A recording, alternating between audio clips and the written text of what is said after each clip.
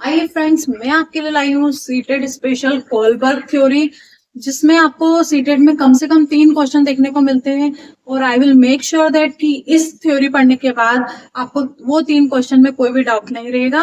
उसके पहले भी हमने थ्योरी पढ़ी और क्वेश्चन सॉल्व करे, इसी तरह इस थ्योरी के भी एंड में हम क्वेश्चन सॉल्व करेंगे। आइए देखते हैं।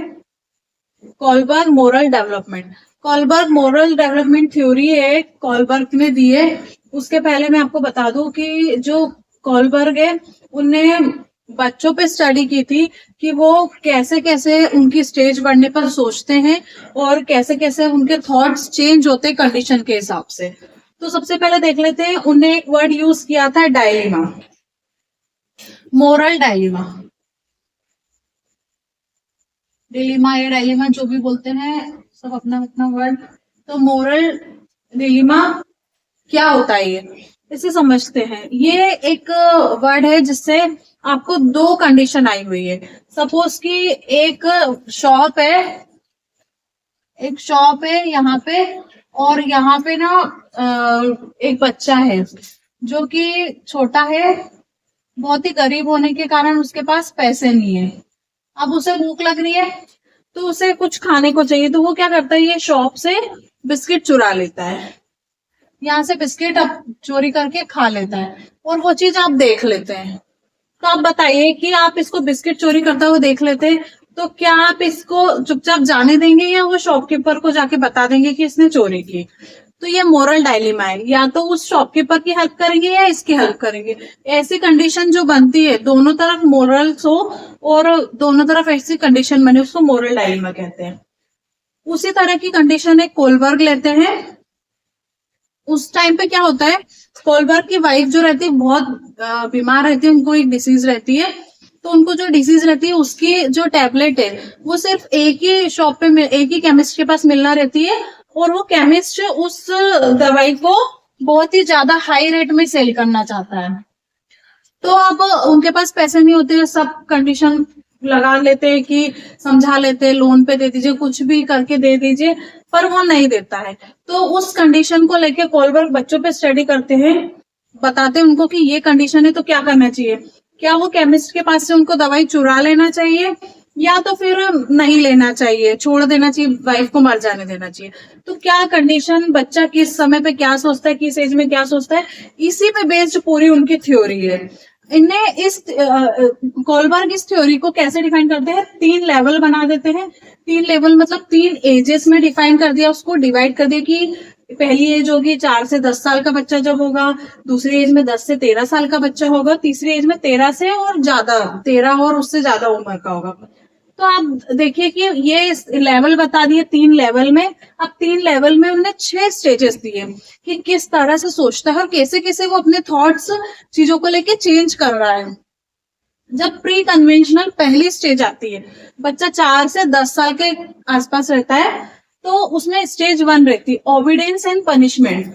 जब बच्चा 4 से 10 साल के बीच में रहता है, तो पहली जो स्टेज है ओबीडियंस एंड पनिशमेंट, वो क्या बताती है। सपोज आप सोच लीजिए कि आप 5 या 6 साल के बच्चे से बात कर रहे हैं, तो वो जब स्कूल जाता है तो उसको एक डर रहता है कि अगर मैंने होमवर्क नहीं किया, वो ओबीडियंस कब रहता है, कब रहता है वो ईमानदार, जब उसको डर रहता है कि मुझे पनिशमेंट मिलेगा, मैडम मुझे मारेंगी, मैडम मुझे डांटेंगी, टीचर हमारी डांटेंगी, इसलिए वो अपना काम पूरा करता है, इसलिए वो होमवर्क करता है और स्कूल जाता है। पहली स्टेज तो उसने देखी, जब उसको डर रहता है पनिशमेंट का, तब वो होमवर्क करता है, तब वो उस कंडीशन को फॉलो करता है।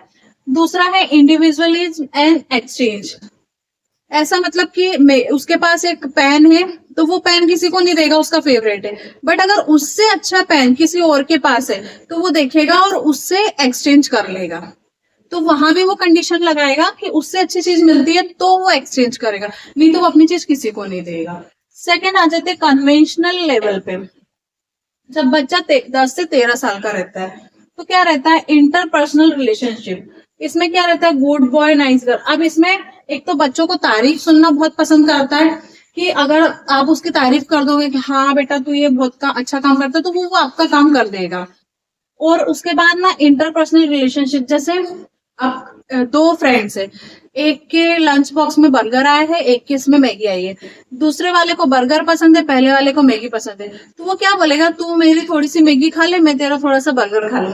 इस कंडीशन में भी वो एक्सचेंज कर लेगा। या तो आप उसकी तारीफ करो तो वो कोई आपका काम कर देगा। चौथी स्टेज आती है मेंटेनिंग सोशल ऑर्डर। उस एज में आपको क्या लगता है कि सोशल ऑर्डर जो है वो मानना चाहिए, जो सच है उसी को मानना चाहिए, मतलब हमारे हिसाब से रूल नहीं तोड़ना चाहिए। रूल्स आर रूल, जो नियम है वो है, तो वो हर रूल को रूल ही मानेगा। रूल्स आर रूल ऐसा बोला जाता है इस एज में। जो बच्चों को बता दें कि ये ऐसा होता है, इसको ये नियम है, इसको तोड़ना नहीं चाहिए, तो वो इसको जल्दी से मान लेते, क्योंकि उनके दिमाग में उस समय मेंटेनिंग सोशल ऑर्डर को मानने का ऐसा ख्याल चलता रहता है दिमाग में। थर्ड स्टेज आ जाती है पोस्ट कन्वेंशनल लेवल की। जब बच्चा 13 साल का है या उससे ज्यादा का है, तो क्या होता है स्टेज 5 में social construct and individual right. Social construct की बात करते हैं, इंडिविजुअल राइट की बात करते हैं। कैसा कि अब जैसे ये कंडीशन ले लीजिए, वो मेडिकल से चोरी कर लेता है, तो वो क्या होता है, इससे इसमें बच्चा सोचता है कि उसको जरूरत थी इसलिए उसने चोरी कर ली, उसको ले लेना चाहिए थी दवाई, नहीं तो उसकी वाइफ मर जाती, वो जरूरी था, ऐसा सोचता है। पर यूनिवर्सल इथिकल प्रिंसिपल्स पे भी चलता है। यूनिवर्सल इथिक्स जो होते हैं, कैसा, महात्मा गांधी वाले इथिक्स जो है कि नहीं वो चोरी करना गलत थी, क्योंकि वो केमिस्ट की दुकान पे था तो उसका पहला हक है उस पे, तो इसे नहीं चोरी करना चाहिए था। भले ही उसकी वाइफ मर जाती, लेकिन केमिस्ट की दुकान से उसे नहीं चुराना था। तो ये होता है यूनिवर्सल इथिकल प्रिंसिपल्स होते हैं। ऐसे ये पूरे 6 स्टेजेस मैंने आपको बताई है। ये पूरी 6 स्टेजेस में से किसी पे भी क्वेश्चन आ जाता है। हम एक बार आप क्वेश्चन देख लेते हैं कि क्या क्वेश्चन पूछते हैं कोलबर्ग की थ्योरी पे। आइए देखते हैं आप कोलबर्ग की थ्योरी पे कैसे क्वेश्चन आए हैं। फर्स्ट क्वेश्चन है, the central argument of Carol criticise of Kohlberg theory of moral development around. किस चीज पे क्रिटिसाइज किया था कि कोलबर्ग जो थे उनने कभी भी पूरी थ्योरी में किसी भी लड़की पे बात नहीं की थी। मतलब जब भी रिसर्च की थी सारे लड़कों पे, बॉयज पे बात की थी, तो जो जेंडर बायस हो गया ये, तो इसलिए इनकी थ्योरी को क्रिटिसाइज किया था कैरोल ने। तो ऑप्शन देखते हैं हम। First, ethics of care and femininity perspectives. तो पहला ही ऑप्शन मैच हो रहा है कि देखभाल की नैतिकता और नारीवादी दृष्टिकोण को इनने मिस कर दिया था, मतलब लड़कियों की बात नहीं की थी। अब नेक्स्ट आ जाते हैं, in which stage of Kohlberg moral development do children reasoning resolve around ethics of law। आपको मैंने पढ़ाया था कि ethics of law और जो प्रिंसिपल थे रूल्स आर रूल, ये किस इसमें बात की थी। आप ये मेरी एक बार थ्योरी देखिए, इसमें देखिए जो कन्वेंशनल स्टेज है उसमें स्टेज 4 पे लिखा है रूल्स आर रूल, तो ये कौन सा आंसर इसका सही होगा, कन्वेंशनल मॉरलिटी। तो आ जाते हैं ऑप्शन नंबर 2 पे, ये इसका करेक्ट आंसर होगा।